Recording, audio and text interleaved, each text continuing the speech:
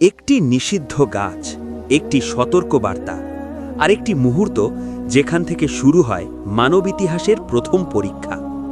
কেন জান্নাতের মতো শান্ত নিখুঁত স্থানে, যেখানে নেই দুঃখ নেই কষ্ট, সেখানেই ঘটেছিল মানবজাতির সবচেয়ে বড় ভুল? কেন এক নবী, আল্লাহর প্রিয় বান্দা, শয়তানের কুমন্ত্রণায় পড়লেন? আজকের এই গল্প শুধু একটি ইতিহাস নয়, এটি আমাদের প্রত্যেকের জীবনের প্রতিচ্ছবি। আল্লাহ তাআলা সৃষ্টি করলেন হযরত আদম আলাইহিসসালামকে নিজ হাতে, সম্মানের সাথে, ভালোবাসার সাথে।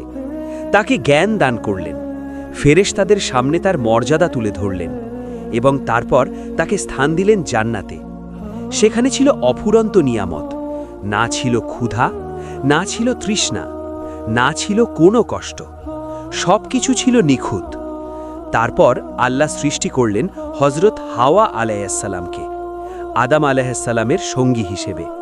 একটি শান্ত, পূর্ণ, সুন্দর জীবন শুরু হলো। কিন্তু এই শান্তির মাঝেই লুকিয়েছিল একটি পরীক্ষা। আল্লাহ বললেন, তোমরা যা খুশি খাও, যা খুশি উপভোগ করো, কিন্তু একটি গাছের কাছে যেও না। সব কিছু হালাল, শুধু একটি জিনিস হারাম। এটাই ছিল সীমারেখা, এটাই ছিল পরীক্ষা। এদিকে ইবলিস, যে আল্লাহর আদেশ অমান্য করেছিল, সে প্রতিজ্ঞা করেছে সে মানুষকে পথভ্রষ্ট করবে।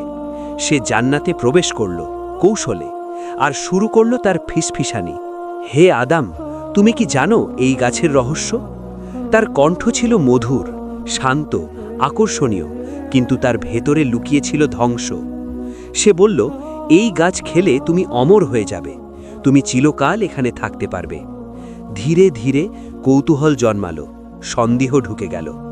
হযরত আদম আলাইহিসসালাম জানতেন এটা নিষিদ্ধ, এটা আল্লাহর আদেশের বিরুদ্ধে, কিন্তু শয়তান এমনভাবে বিষয়টি তুলে ধরল যেন এটা কোনো বড় অপরাধ নয়। একটি মুহূর্ত, একটি সিদ্ধান্ত, এবং অবশেষে তিনি সেই গাছের ফল খেয়ে ফেললেন।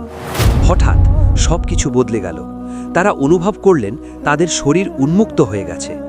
লজ্জা তাদের ঘিরে ধরল। তারা দ্রুত জান্নাতের পাতা দিয়ে নিজেদের ঢাকতে লাগলেন। এই ভুলের ফল তাৎক্ষণিক।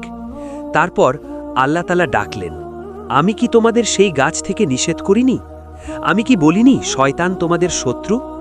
এই প্রশ্ন শুধু প্রশ্ন ছিল না, এটা ছিল জাগরণ।